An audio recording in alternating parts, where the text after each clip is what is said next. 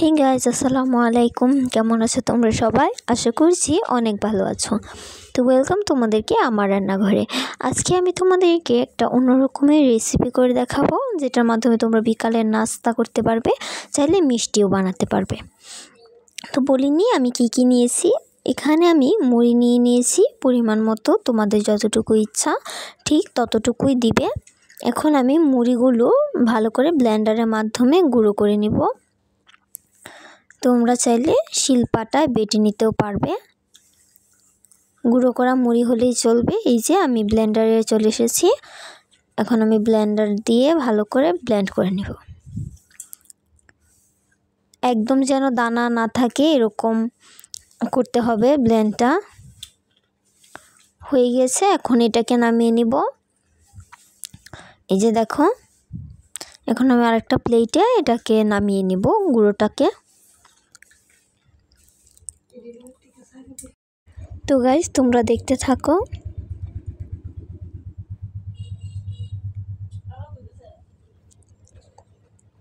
নামিয়ে নিয়েছি, এখন আমি আবারও বাকি মুড়িগুলোকেও সেম প্রসেসে গুঁড়ো করে নেব। তো হয়ে গিয়েছে। এখন আমি এখানে একটা কলা নিয়েছি, কলাটা ছিলে খোসা ছাড়িয়ে কেটে নিব, পিস পিস করে কেটে নিব।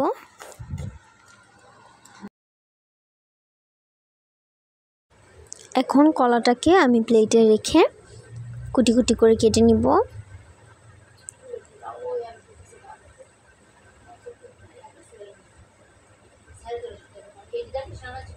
কেটে নেওয়া হয়ে গিয়েছে, এখন আমি এটাকে গুঁড়ো করা মুড়ির মধ্যে দিয়ে দিব। এটি বিকেলের নাস্তা, খুবই মজাদার একটি নাস্তা। তোমরা চাইলে এটাকে আমি ভিডিওতে যেভাবে দেখিয়েছি সেভাবেও খেতে পারো, কিংবা চাইলে চিনির শিরা তৈরি করে তারপর শিরাতে দিয়েও খেতে পারো। শিরাতে দিলে একদম তোমাদের গোলাপ জামুন মিষ্টির মতনই খেতে লাগবে।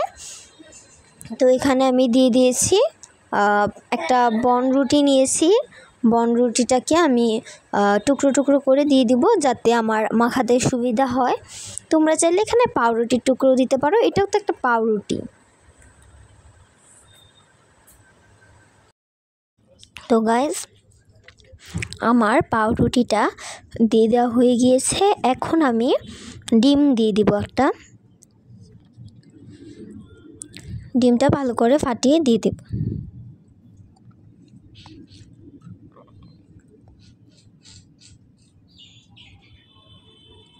দিয়ে দিয়েছি ডিম।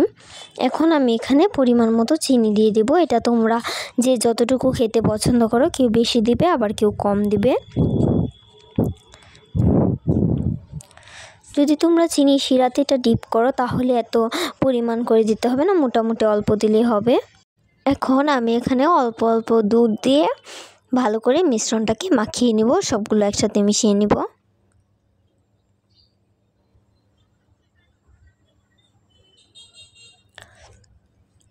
এটা অল্প অল্প দুধ দিয়ে করতে হবে, পরিমাণটা ঠিক রাখতে হবে। এটা একদম পাতলা ঘনত্বের হবে না, মোটামুটি স্টিকি স্টিকি থাকবে।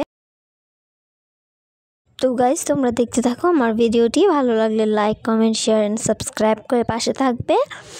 তো এই তো আমি প্রায় মেখে নিয়েছি, অল্প একটু দুধ দিব, এটাই শেষ।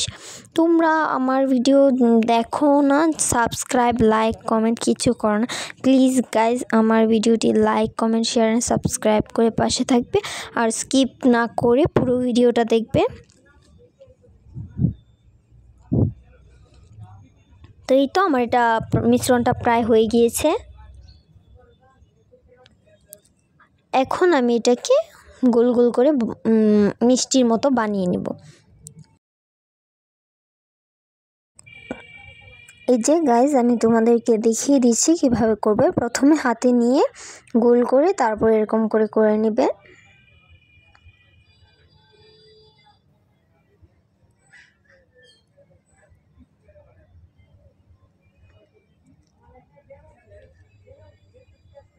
সুন্দর করে আমি মিষ্টির মতন করে সবগুলোকে তৈরি করে নিব।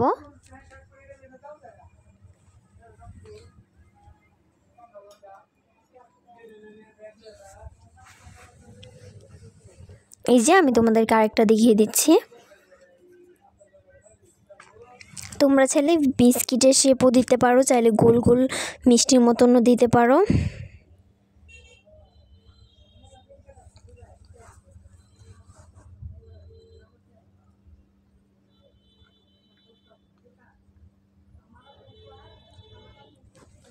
তো আমি সবগুলো করতে থাকি আর তোমরা দেখতে থাকো।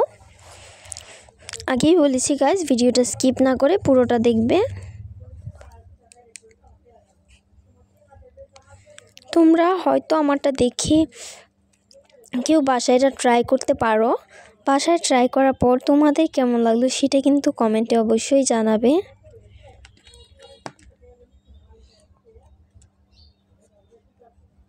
এই তো প্রায় হয়ে গিয়েছে, এখন আমি সরাসরি চুলায় চলে যাব। তো চলো আর বেশি বকবক না করি, দেরিও না করি, চুলায় চলে যাই।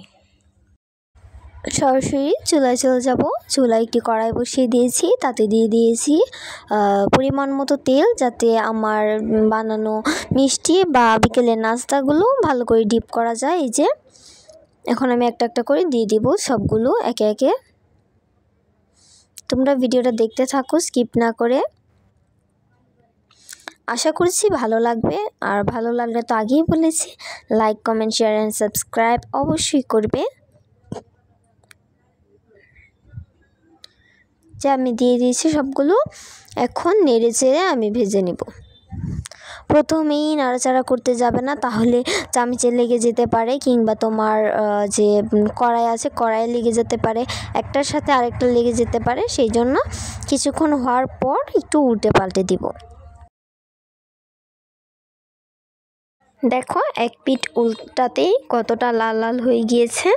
এভাবে করে আমরা এই পিঠ ও পিঠ ভালো করে ভেজে নেব। তোমরা ভিডিওটা দেখতে থাকো গাইজ, বেশি একটা টাইম লাগে না, আমি নিজে বানিয়েছি, আমি নিজে দেখেছি।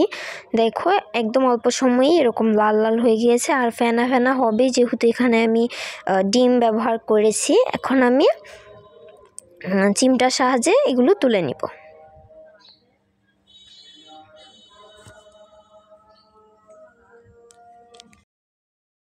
এই তো আমার সবগুলো তোলা হয়ে গিয়েছে। এখন চলো তোমাদেরকে দেখাই কেমন হয়েছে আমার রেসিপিটা। এই যে দেখতেই পাচ্ছ কতটা লোভনীয় লাগছে দেখতে। তোমরা চাইলে কিন্তু অবশ্যই বাসায় ট্রাই করে এভাবে খেতে পারো, কিংবা তোমরা চাইলে মিষ্টির মতো এটা শিরায়ও দিয়ে খেতে পারো। তো খোদা হাফেজ।